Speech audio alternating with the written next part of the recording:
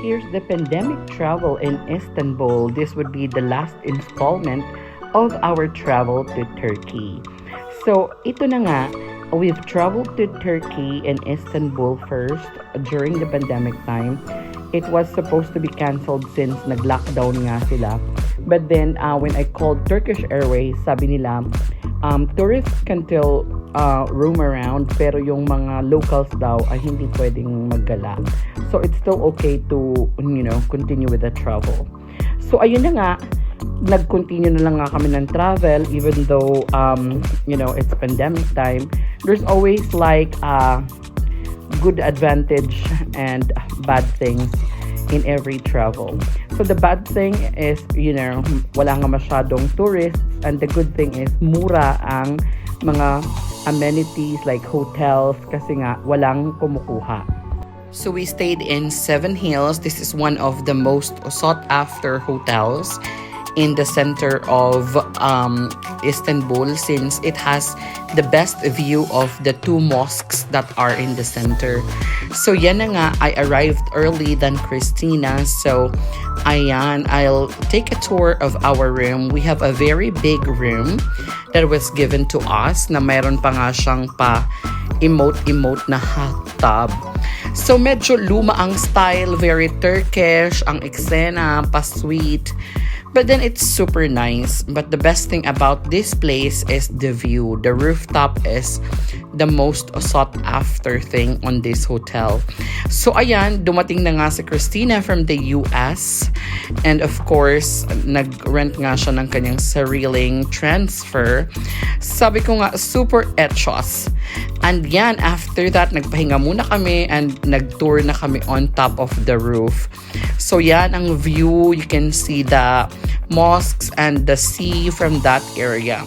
So that's the best thing about this hotel. It's because you will get the breakfast view and the dinner as well. So you don't need reservations since you stay there.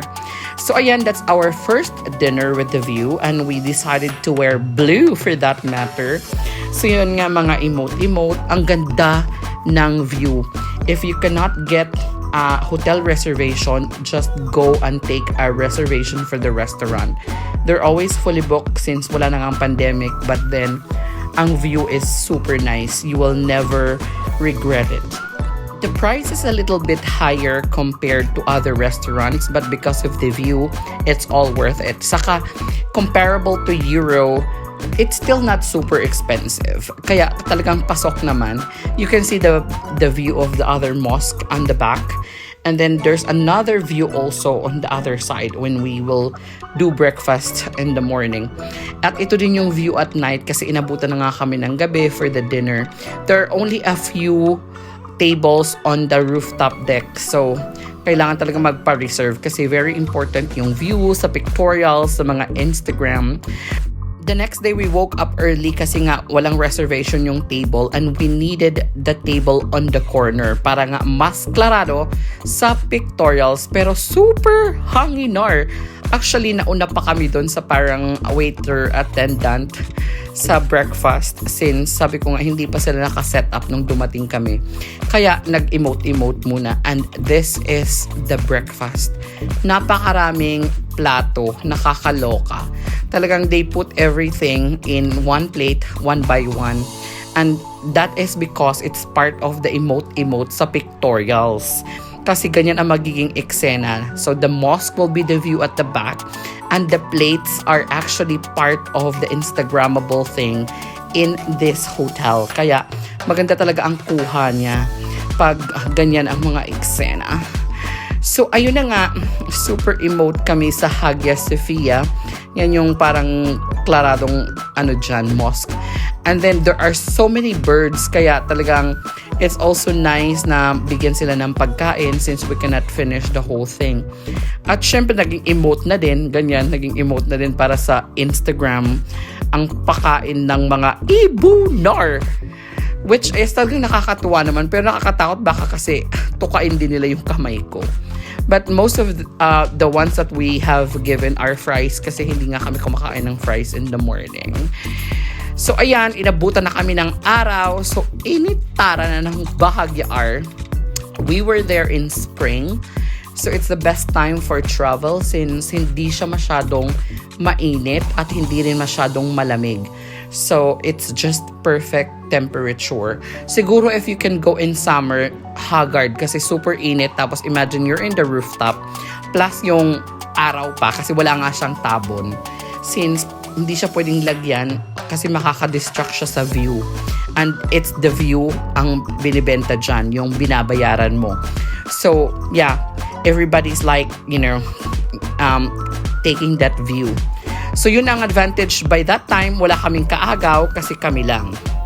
The service was also superb kasi wala silang aasikasuhin, kami lang talaga. So ayan, we had a tour guide going to the museums and to the Hagia Sophia Mosque. So they said that we needed to have a scarf to cover our hair. So yan, we were there. Even though it was pandemic during that time and lockdown nga dyan sa Istanbul when we arrived, marami pa rin tourists and, other people who are there. Kaya super eksena pa din. Our tour guide was like giving us some instructions on what to do inside the mosque since there's gonna be other people who are gonna be praying as well. So ayan, we just have to follow the rules. And ayan, after that, we went to some shops to check like yung carpets and yan nga yung mga parang eksena nilang mga plato-plato which is also very famous from there. So, yan, nag-super emote din kami dyan, super checking, pero medyo mahalar saka at hindi mo rin naman siya mabibitbit. Always, Turkish food is super fresh. Ang sarap kumain ng isda, ang sarap kumain ng mga grilled laps nila. Sobrang sarap. And of course, they have rice everywhere. Siyempre, yung rice nila hindi yung plain rice na katulad sa atin. Ayan nga yung view inside the Hagia Sophia Mosque. It's a very big mosque actually, so you just have to leave your shoes and then cover your hair. Tapos yan, super walk ka na dyan. And outside, it's just walkable from the other mosque as well. So from Hagia Sophia, madali lang kayong maglakad papunta dun sa kabilang side na mosque. It's just like probably, facing each other. In the other mosque, we weren't able to come inside kasi prayer time na pala nung nandun kami and only Muslims are allowed to enter. So ayun, bumalik na lang kami sa restaurant and sa aming hotel room. But then, sabi ko nga, since wala tayong gagawin, let's go to the other restaurant and the other hotel na 7 Hills din. Pero yun yung walang view, which is a cheaper version, but then magka-tandem silang hotel. So, you can actually use the facilities there. Meron silang poolside, so we decided to go. At sinakay nga kami ni Kuyang driver dito sa parang Kalesa Eme. Parang tuk-tukar. Nakakatakot nga kasi paakyat pababa din ang eksena. As you can see, there aren't a lot of people in the roads. Tapos super high ako sa mga utasar. Wako care, super emote kami. Ayan. Super eksena kami dun sa kabilang hotel in which kailangan nga din naming mag-emote since we are done for the day. So, pasok naman, I think it's all worth it to do 7 Hills because you can take advantage of the 2 hotels that they have. If, the view you want, you can do the 7 Hills restaurant and hotel. And if you want the pool, meron din sila dun sa kabilang side, which is closer to the sea. So, always breakfast. Ayan, we decided to create our breakfast naman this time on this other side of the roof. And of course, we also have visited Ortakoy. Ayan nga ang mga eksena sa breakfast na naman ulit, pero panibagong view dito naman sa kabilang side. So it's really worth it. It's really worth the money if you go to 7 Hills. Ayan yung kuha pag maraming ang platukar, di ba, gandols. So talagang Instagrammable nga naman ang eksena sa Japanar. Kaya worth it sa Perahar. So I would suggest that you have to book that reservation kasi ang hirap nilang kunin, especially pag wala ng pandemic. They're always fully booked. We also visited the Galata Tower, which is also very famous in Istanbul. Maganda nga naman dyan ang street na yan. Super emote ka dyan sa street. Walkathon para may pa-emote ng slow-mo with the view. Yung street na yan talaga ang pinakamagandang view in order to capture that tower. Another advantage is that wala kang kaagaw sa pictorials at sa likod mo walang diba? Walang tao. And so we tried several pastry shops as well on that area since masarap nga din naman yung mga pastries nila. Kakaiba. And of course, the sikat na baklava. So, nagsawa nga ako sa baklava. Ang dami kong kinaing baklava dyan. So, we ordered different pastries at binaon nga namin the rest for our trip. So, that's what we stayed as well into another hotel in this part of Istanbul. So, syempre, maganda nga naman ang mga emote dyan. So, that's all that we have. And I have also met this guy na super talafar nga naman. Pero nandun siya sa kabilang story na pinamagatan natin Turkish Delight in Istanbul. Check it out. Pero super talafar nga naman ito si Kuya. And that was the last part of our trip. And then we have to go to Cappadocia and to Bodrum. So Turkey would always be one of the greatest travels that I ever had.